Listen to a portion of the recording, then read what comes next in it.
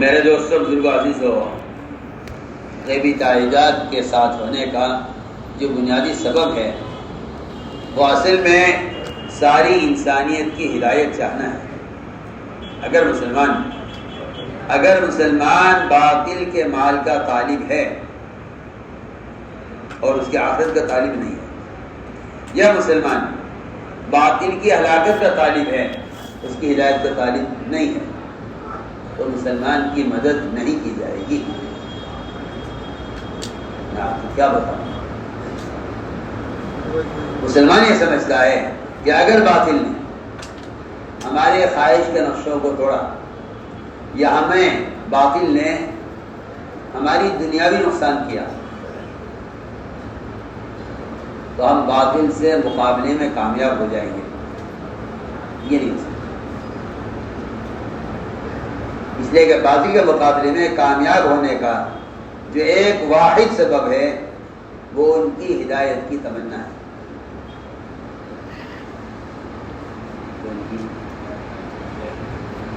میں آپ سے بہت بنیادی بات عرض کرتا ہوں، میں صاف صاف سے کہتا ہوں، مجھے اس میں کوئی تردد بھی نہیں ہے، کوئی شرم بھی نہیں ہے کہ اس زمانے میں مسلمان کا باطل سے جو اختلاف و لڑائی ہے وہ اپنے خواہش سے ٹوٹنے اور اپنی ضروریات کے پورا نہ ہونے اور اپنا مالی یا دنیاوی حق حاصل نہ ہونا، یہ مسلمان کی باطل سے اس پر لڑائی ہے۔ جبکہ میں یقین سے کہہ سکتا ہوں کہ کسی نبی کی یا کسی صحابی کی کفر سے لڑائی اس پر نہیں تھی کہ تم ہمارا دنیاوی حق ہمیں نہیں دے رہے اس لیے ہم لڑ رہے ہیں، یہ کہیں ثابت نہیں۔ سوچیے تو صحیح آپ وَأَوْرَثَكُمْ أَرْضَهُمْ وَدِيَارَهُمْ وَأَمْوَالَهُمْ وَأَرْضًا لَمْ تَطَئُوهَا وَكَانَ اللَّهُ عَلَى كُلِّ شَيْءٍ قَدِيرًا۔ ان سارے وعدوں کا جو بنیادی سبب ہے وہ صرف اہل باطل کی ہدایت چاہنا ہے۔ اور اگر جو چیزیں میں نے گنوائی ہیں، ان کی آبادیاں، ان کی کھیتیاں، ان کی وہ زمینیں جوتی ہوئی ہیں جو بغیر جوتی ہوئی ہیں، ان سب چیزوں کے حاصل کرنے کا اگر مسلمان ارادہ کر لے گا تو اللہ تعالیٰ مسلمان کی مدد نہیں کریں گے۔ کیونکہ بات اصل یہ ہے کہ جو چیز موعود ہے اگر اس کو مقصود بنا لیا تو موعود حاصل نہیں ہوگا۔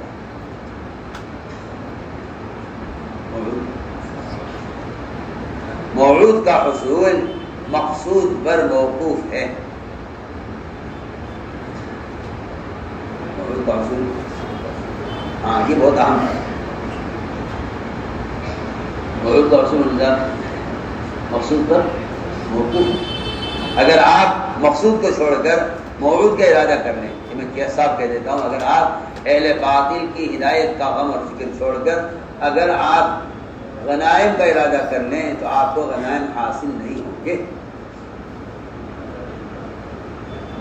سچی بات ہے۔ اگر آپ ان کے ملک و مال کا ارادہ کر لیں تو اللہ مسلمان کو غیروں کے ملک و مال پر غلبہ نہیں دے گا۔ ہم یہ کہہ رہا ہے،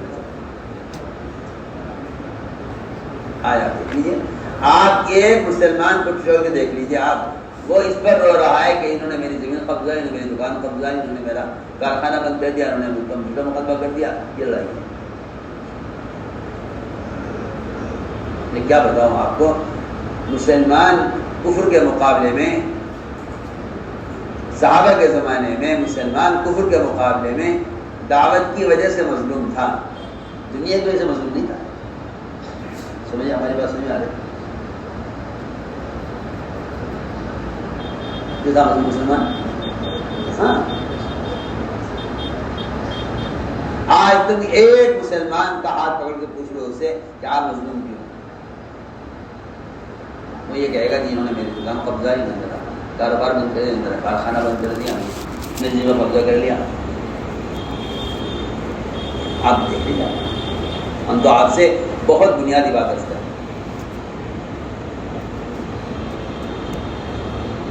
اب آپ رائے لے لیجیے مسلمانوں سے، ہر مسلمان غیر کی شکایت اپنی دنیا کے نقصان کے اعتبار سے کرے گا، وہ اس غیر کے آخرت کے نقصان کے اعتبار سے کوئی مسلمان فکر مند نہیں. یہ مسلمان مقبور ہے، مغلوب ہے. میں یہ جو سارا بیان چل رہا ہے غیبی تائیدات کا، میں اس کا آپ کو اصل راز بتا رہا ہوں، کیونکہ مسلمان نے موعود کو بنا لیا ہے مقصود. مقصود موعود کا مطلب یہ ہے کہ ہدایت مقصود اگر ہے آپ کو سارے عالم کی، تو پھر جو وعدے ہیں وہ پورے ہو جائیں گے. اور اگر ہدایت مقصود نہیں ہے اور غنائم جو چیز موعود ہے غنائم، ان کو آپ نے اپنا مقصود بنا لیا کہ ہمیں سے ملک و مال چاہیے. حضرت کو عجیب بات فرما گئے. حضرت فرماتے تھے اگر مسلمان کا جذبہ غیروں کے ملک و مال کا ہے تو دونوں طرف باطل ہے. دونوں طرف دونوں باطل ہے. باطل مقابلہ باطل سے. حق تو ہے ہی نہیں بیچ میں. حق تو جب ہوتا بیچ میں جب آپ ان کو حق پر لانا چاہتے. اگر مسلمان اہل باطل حق پر لانا چاہتا ہو پھر تو مقابلہ حق و باطل کا ہے. اگر مسلمان ان کو مال چاہتا ہو تو پھر دونوں طرف ماتے کی لڑائی ماتے سے. میری بات کا سمجھنا کوئی آسان نہیں، مگر میں کیا عرض کروں. اگر آج مسلمانوں کے جذبات وہ ہوتے جو صحابہ کے تھے ستانے والوں کے بارے میں، تو میں قسم کھا لیتا ہوں آج یہ حالات مسلمان پر نہ ہوتے. جو ہے اس لیے کہ مسلمان کسی بھی دور میں قلت کی وجہ سے کبھی مغلوب نہیں ہوا. مغلوب الزام نہ قلت سے مغلوب ہوا نہ کثرت سے غالب آیا. دونوں باتیں قرآن میں دونوں چیزیں ہیں. قرآن میں دونوں آیتیں قرآن میں ہیں. کم من فئۃ قلیلۃ غلبت فئۃ کثیرۃ بإذن اللہ. یہاں تو یہ بتا دیا کہ قلت سے مغلوب نہیں. اور جہاں اکثریت تھی، جہاں زیادہ تھے، وہاں بھی نے دکھا دیا.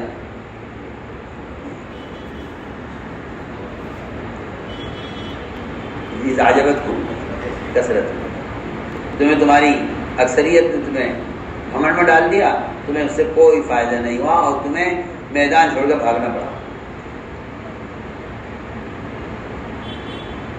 تو اس نے ناز کیا. یہ بہت بنیادی بات ہے، لیکن بس عرض کرتا ہوں کہ کیونکہ مسلمان کے دل میں تمام انسانیت کی ہدایت کا اب وہ جذبہ نہیں ہے جو جذبہ صحابہ انبیاء کے دلوں میں تھا. وہ تھا اصل مسلمان کے غالب آنے کا اصل سبب وہ تھا.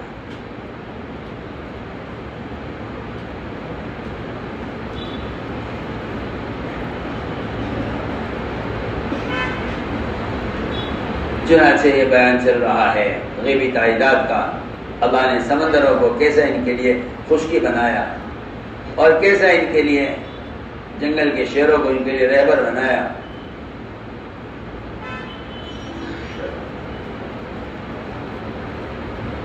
فرمایا ابن حضرمی انہوں نے کہا مسلمانوں سے کہ دیکھو یہ دارین کا علاقہ ہے جہاں ہمیں پہنچنا ہے.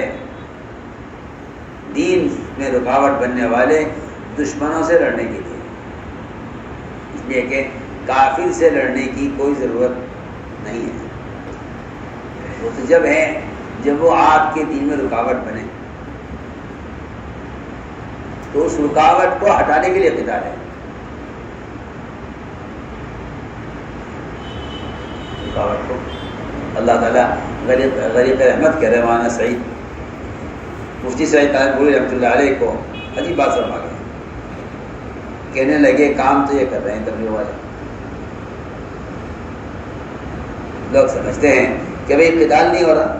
تو قتال یہ قتال تو ایسا ہے جیسے کسی گاڑی کے راستے میں کوئی پتھر آ جائے اور گاڑی والا اتر کر پتھر کو راستے سے ہٹا کر گاڑی آگے بڑھا. یہ ایسی اچھی لگی ان کی بات.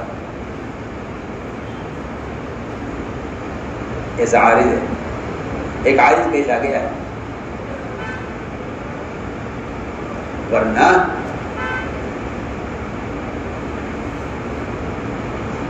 اسلام تو یعنی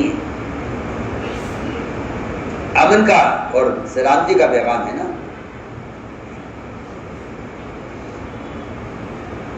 چنانچہ کہا مسلمانوں سے کہ ہمارے دین میں جو رکاوٹ بن رہے ہیں دین کے دشمن، ہمیں ان سے لڑنے کے لیے دارین پہنچنا پڑے گا.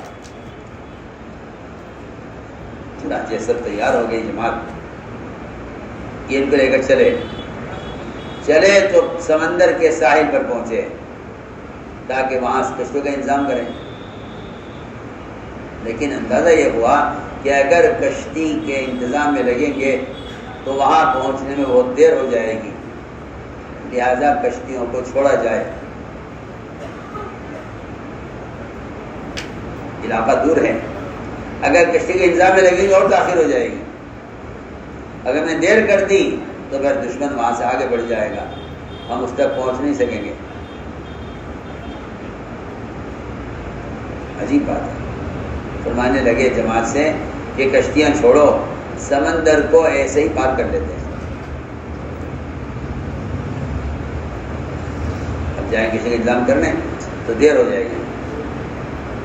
چنانچہ انہوں نے اپنے گھوڑے کو سمندر میں ڈال دیا اور وہ کہہ رہے تھے یا ارحم الراحمین، یا حکیم، یا کریم، یا احد، یا صمد، یا حی، یا محی، یا قیوم، یا ذی الجلال والاکرام. یہ کلمات اس لیے ہیں کہ ان کلمات کے اکثر کلمات ان روایتوں میں ملتے ہیں جس میں ان کلمات کے اسم اعظم ہونے کی طرف اشارہ ہے. چنانچہ یہ کلمات کہہ کر حکم دیا لشکر کو کہ وہ بھی یہ کلمات کہتے ہوئے اپنے گھوڑے سمندر میں ڈال دیں. چنانچہ پورا لشکر سمندر کے اوپر سے اپنے گھوڑوں کو لے کر پار ہو گیا اللہ کے حکم سے. اور وہ ایسے چل رہے تھے سمندر پر جیسا کسی نرم ریت پر چل رہے. نرم ریت پر نرم ریت پر چل رہے ہیں. اس ریت کے اوپر پانی تھا لیکن یہ پانی ان کے گھوڑوں کے گھٹنے میں نہیں پہنچ رہا تھا. آگے پانی جا گہرا آ گیا، وہاں پانی ان گھوڑوں کے گھٹنوں تک بھی نہیں پہنچ رہا تھا. اور یہ پوری مسافت جتنا دور وہ علاقہ تھا جہاں پہنچنا تھا جماعت کو، یہ ایک دن ایک رات کا سفر تھا. ایک دن ایک رات کا سفر تھا. اگلے ساحل اگلے کنارے تک پہنچنے کے لیے جو سمندر کا راستہ تھا وہ ایک دن ایک رات کا سفر تھا اگر کشتی سے جاتے. لیکن یہ وہاں پہنچ گئے، دشمن سے مقابلہ ہوا، مغلوب ہو گیا دشمن، ان کو فتح ہو گئی، مال غنیمت سمیٹا، حاصل کیا اور وہاں سے شام تک واپسی ہو گئی. دن کے دن دشمن سے مقابلہ ہوا، فتح ہوئی، مال غنیمت حاصل کیا، اس کو جمع کیا اور لے کر اسی سمندر کے راستے سے دن کے دن واپسی ہو گئی. جبکہ ایک دن ایک رات صرف جانے کا سفر تھا، واپسی کا 2 دن 2 رات لگے. اگر اولیاء کی کرامتوں سے زمین لپیٹی جا سکتی ہے تو سمندر لپیٹنے کا کون سی تعجب کی بات ہے.